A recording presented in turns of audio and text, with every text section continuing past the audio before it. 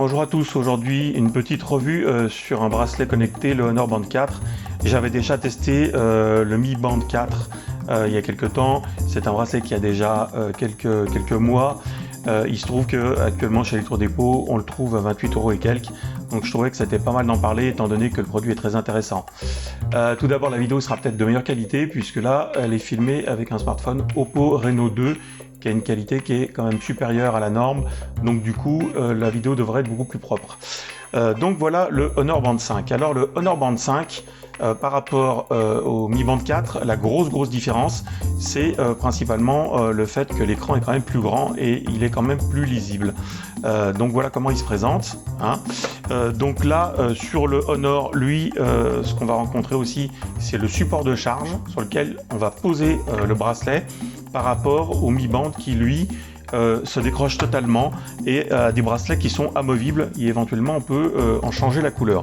Donc voilà comment se présente le Mi Band, et en fait il vient se clipser simplement sur le support comme ça pour pouvoir le mettre en charge. Donc il y a deux petits ergots de chaque côté, tac, et on le met en charge.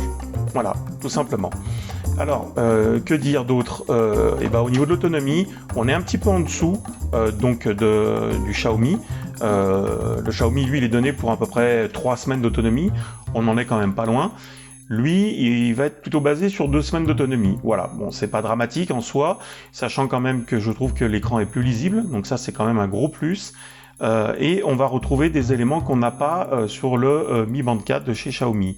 En l'occurrence, on va retrouver sur la dernière mise à jour ce qu'ils appellent l'oxygénation du sang, et on va aussi avoir des modes sport qu'on n'a pas sur l'autre. Alors, là, voilà un petit peu ce que ça donne au niveau lisibilité. Donc ça, c'est un bracelet je vais dire un cadran de montre que j'ai installé moi, que j'avais, que j'ai téléchargé avec l'application. Donc voilà, toc. Si on maintient appuyé avec son doigt dessus, on a la possibilité de changer de cadran. Donc ça, après, on a ici des cadrans d'origine, tout simplement. Il y en a qui sont plus ou moins jolis. Après, ça va être vraiment une question de choix, hein. Ça, il n'y a pas de souci de ce côté-là. On va retrouver ici la fonction télécommande qu'on retrouve à peu près sur tous les bracelets, toutes les montres connectées, pour pouvoir piloter la musique de son smartphone. Et ensuite, on va retrouver le nombre de pas, enfin la dépense journalière, donc voilà, la distance, le nombre de calories, ce qu'on retrouve habituellement à peu près sur tous les bracelets. Tac. Voilà. Fonction du rythme cardiaque, qui est relativement précise. En tout cas, moi j'ai trouvé qu'elle était précise par rapport à d'autres. Voilà l'oxygénation du sang. Donc ça, l'oxygénation du sang, c'est depuis la dernière mise à jour d'il y a une petite semaine, un an qu'elle n'y était pas avant. Donc voilà. Donc du coup, Honor met régulièrement ces bracelets à jour. C'est intéressant.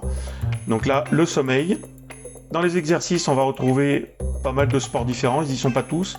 Course à pied, tapis, promenade en extérieur, marche en extérieur, un vélo. Et vélo elliptique, ça c'est bien parce qu'en général, c'est pas, on n'y a pas sur les autres. Donc voilà. Alors par contre, ce qui est un peu dommage, c'est qu'on a la marche, la nage. On a le rameur, on a la nage en intérieur, mais on n'a pas la nage en extérieur. Voilà, bon, c'est un petit peu dommage à ce niveau-là. Et bon, ça fera peut-être partie d'une prochaine mise à jour. Dans les plus, on a donc le minuteur, le chronomètre, les différents cadrans, la luminosité qui se règle ici. Donc là, moi, je suis au maximum, mais c'est largement suffisant. On a la possibilité d'avoir un décrochement de la lumière en baissant, en paramétrant en fait le bracelet pour qu'à une certaine heure, la luminosité se cale plus bas.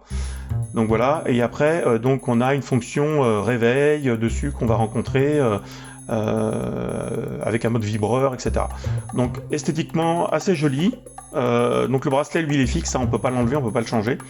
Au niveau du port, au niveau du poignet, vous allez voir, je trouve que bon, il est assez agréable. Après, où on aime ou on n'aime pas ce type de bracelet, mais en tout cas, il y a une chose est sûre, c'est que il est agréable à porter, il est léger.